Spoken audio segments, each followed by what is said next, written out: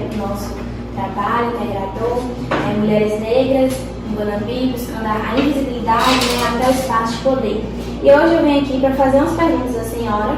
Quero saber como que foi a história da senhora aqui, como foi a sua trajetória aqui em Guanambi como mulher negra. Boa tarde, Natália. Quero dizer primeiramente que eu sinto muito honrada de ter sido convidada para fazer parte desse trabalho, né?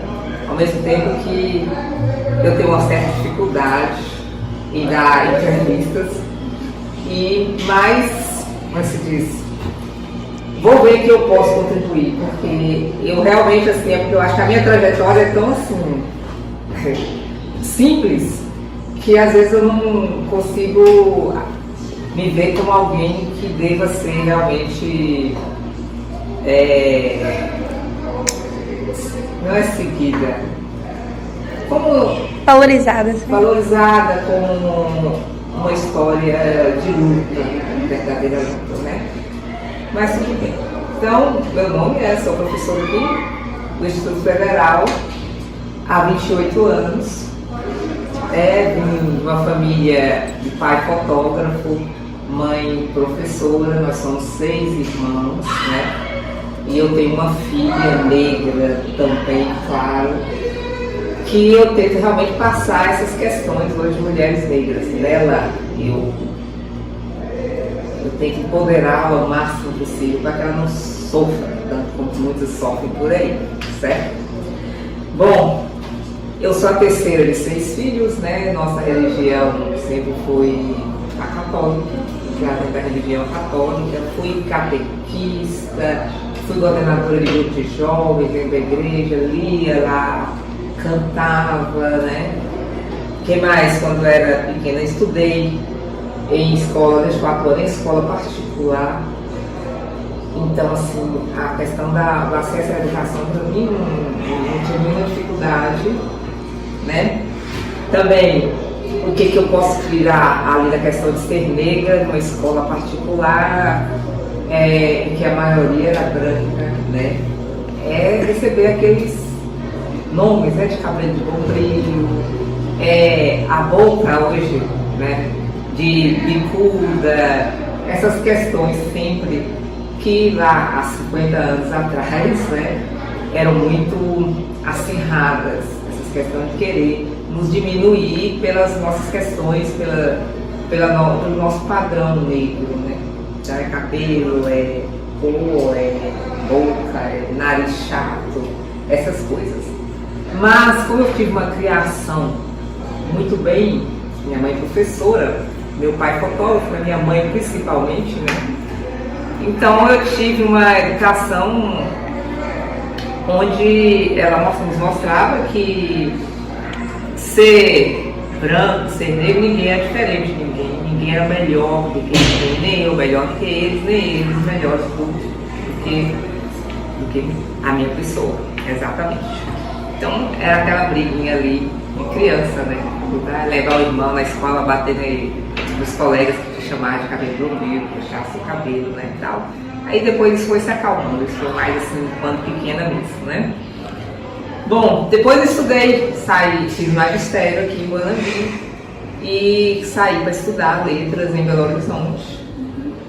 Fui lá, eu senti um pouquinho mais da discriminação. Por quê?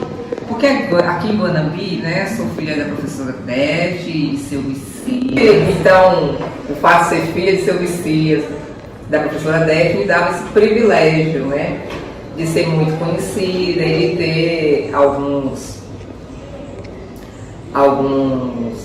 privilégios. Bom, depois que eu fui para Belo Horizonte, eu senti uma certa discriminação lá, no caso, por exemplo, que eu fui à casa da minha colega estudar no prédio, né? Eu fui com a minha mochila para estudar com ela e era um prédio de classe média alta e o porteiro me mandar entrar ainda tinha, né, a questão do serviço, né, pelo elevador de serviço, né, achando que eu era o quê?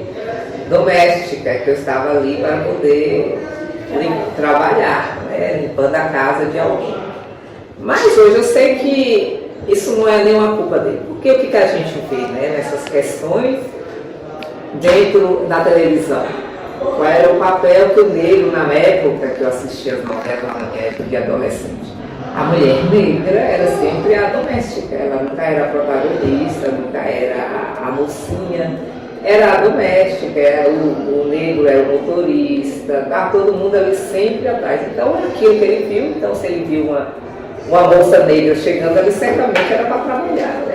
Tem uma maior confusão, né, que a minha colega queria mandar despedir o cara, esse negócio foi confusão com a mãe, com o pai, esse negócio foi de jeito nenhum.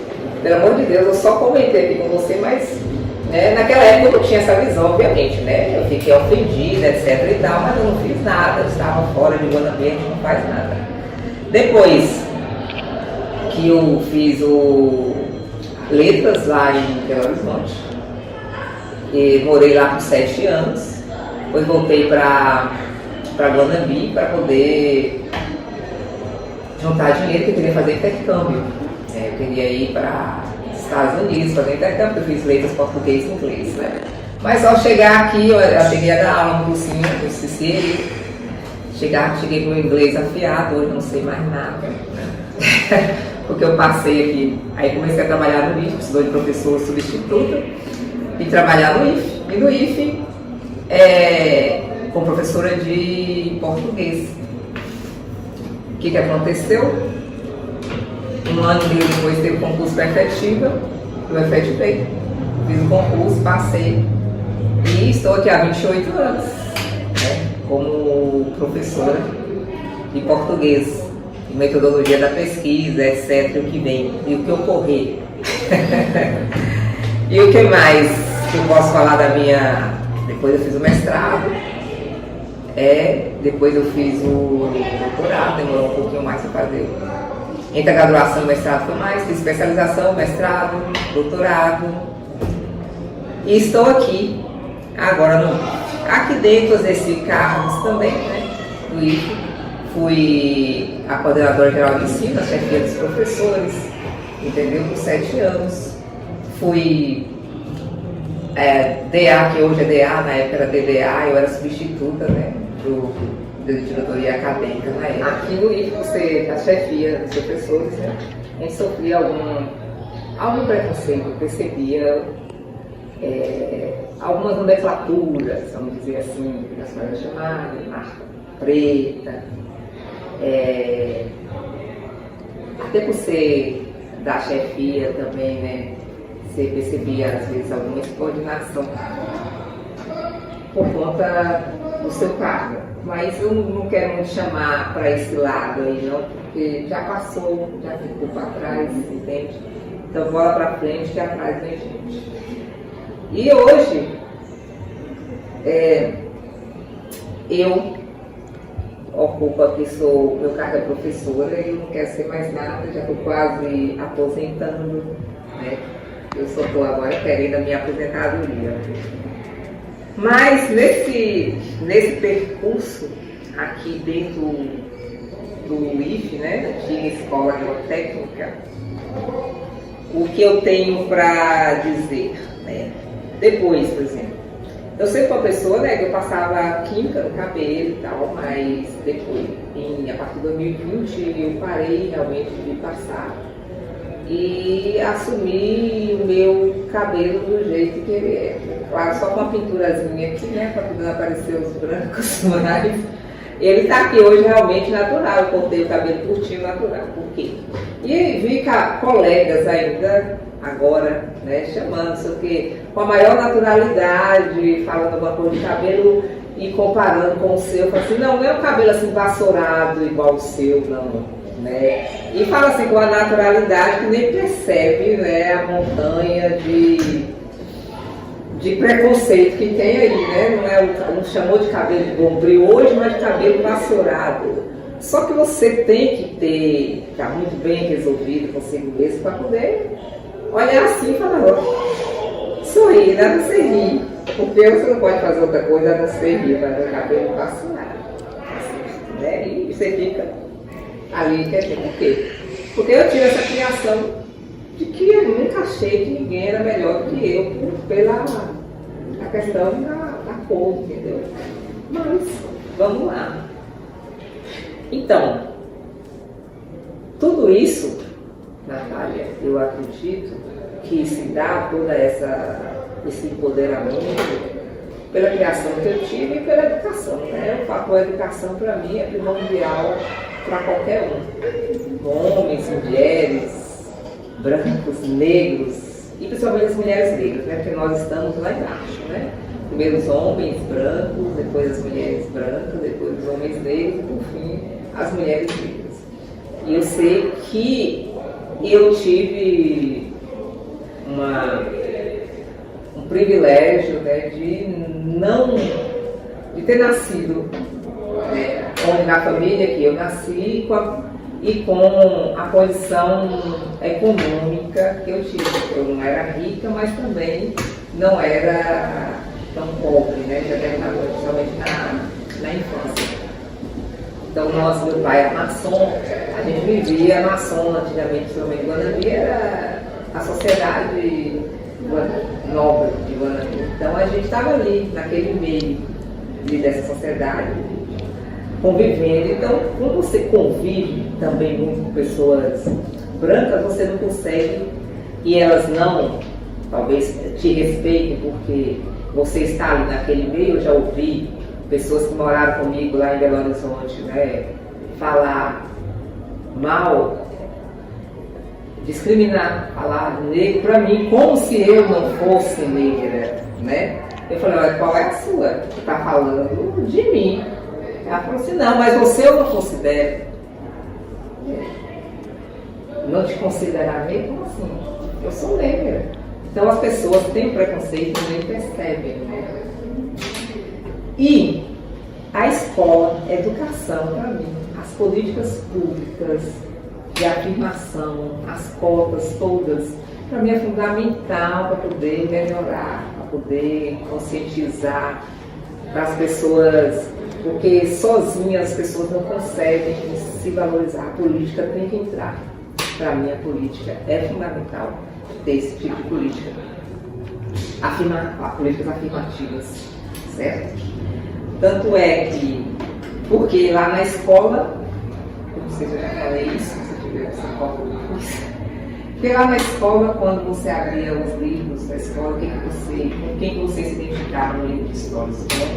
Com os escravos, que hoje nós chamamos de pessoas escravizadas, porque na verdade você acha que você nasceu para ser escravo mesmo, você não foi escravizado, porque lá no livro de história, negros eram escravos. Então, isso é muito bom. Então, né? A gente também tem que ser menos respeitado por conta disso. Então, muito bem mudada essa nomenclatura hoje para pessoas escravizadas, né, porque nós não nascemos escravos. Então, ali a história foi toda apagada, né? Deixou apenas o que era conveniente para o sistema de dominação. E a história do negro mesmo, a gente conhece a nossa história. Aí veio aquela lei lá onde teria que contar as histórias da África, a lei 10.693, se não me engano, né? Nas disciplinas de história, toda a disciplina, da literatura, etc. Mas a gente sabe que as pessoas nem sabem a história, muito pouco nos é contado, né? A gente até acha, por exemplo, o Egito, que foi tão importante para a história da humanidade, passa como se fosse até da Europa. A gente às vezes nem acha que o Egito na África, né? E eu acho que é até da Europa. Certo tempo eu até achei quando era criança, da Europa, porque não poderia ser na África, apesar de que a África tem só negro, né? Negro só tem miséria, mas quando se fala África, a impressão é essa, não é? Todo mundo tem essa impressão. Assim como se fala Nordeste, parece que está todo mundo passando fome, está na seca, etc. Em todo lugar tem praia, né? Então, sempre assim. Então é essa a nossa identificação na TV, como eu já disse, era doméstica, era esculturista. Tem como a gente se valorizar, sendo que a gente não se via na mídia, nos comerciais, nos apartamentos. Precisou a política entrar também para que tivesse a cota, para poder ter negros, para poder ter mulheres na política, na publicidade, na propaganda. Não é é assim sempre, né? Inclusive, quando eu participei dessa campanha aqui, do Dia da Mulher, né? E as meninas até brincavam, você entrou na cota, né? Que era o Dia da Mulher e tal. Você foi chamada para eu fugir também, como que para não querer participar desse. Foi um outdoor, tá? Enorme, né? Mas eu falei assim, não, realmente, eu certamente entrei pela cota mesmo, porque tem participação o negra, mulher negra ali, representando também lá no Dia da Mulher, é importante, né? Para que as pessoas percebam que você também está sendo incluído. E hoje eu participei do outdoor da campanha dos 40 anos da escola que eu estudei. Então, a questão da visibilidade, né, que você tem alguma coisa que você perguntava aí da visibilidade do espaço, né, que você perguntava aí. Quais foram os principais desafios para alcançar esse espaço de poder? Exatamente. Então, eu não tive desafio, eu não tive, por ser uma pessoa, ser filha de Dona Beth, por ser professora, né, ser professora do IFE, né, nós somos os mais ricos. É o que todo mundo acha que ganha 30 mil, etc e tal. Então, por tudo isso, eu nunca tive dificuldade de alcançar espaço, mas eu nunca procurei espaço. Eu acho que aí é uma falha minha, né? Por eu ser uma mulher negra que estou num lugar de destaque, né, eu deveria me engajar mais em algo que eu pudesse incentivar meninas, né? Também a procurar o seu lugar, o seu espaço na sociedade. Mas